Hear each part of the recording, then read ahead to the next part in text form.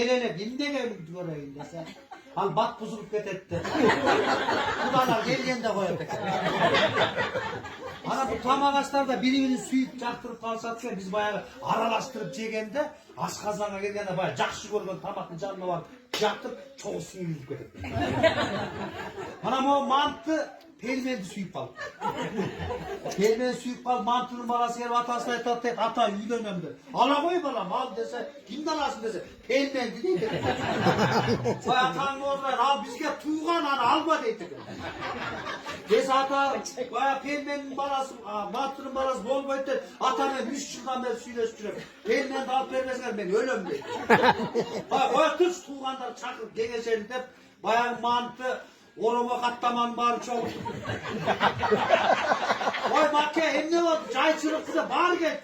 Hem ne olursa mantının atasaydı atan olsaydı o pelmenden alam diyordu. Hem ne oldu? Neyse arasından biri ayıttı. Hey al pere verelim. Cet ata ötkönüze işte. Hele be.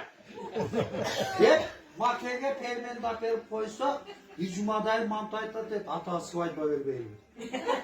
Klastaşlarım var, sıvay böyle. Vay sıvaydan bile belirdi. Bir çok restoran çaldı. 500'den aşık tamaklı onu çakır. Çok toy versin.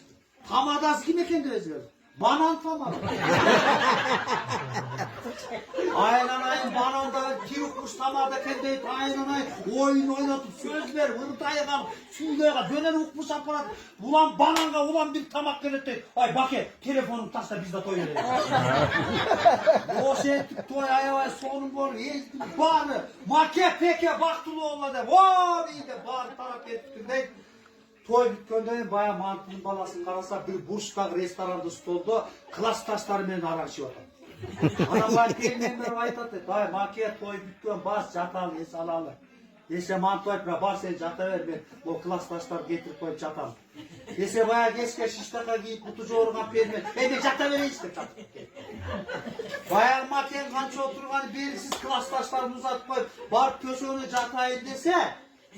Oy pelmenco alardık köşeğini frikade etkiecek o. Oy bayağı üzerinde mantıcılık şu an frikade etkieceğimde basmol kalmasın. Oy bu pelmene koyup köşeğini epizat oldu diye kaldıysa. Ki aytattı iyi yörüntü böyle çeşme olsaydı tanımaya kalır.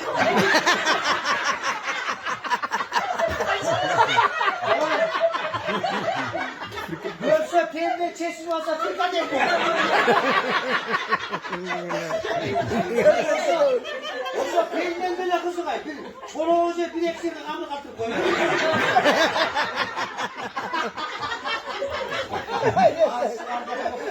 O bacayla sabahtan cep oturan he. Ağlı oturan.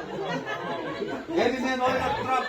Bu Japon'da metodikler tamak işkence, gülüp, yayına, hırda, jakşı sözler dahi bir şey tamak sürüyor. Ana neme, şunu, eşkesi bir dem almayı.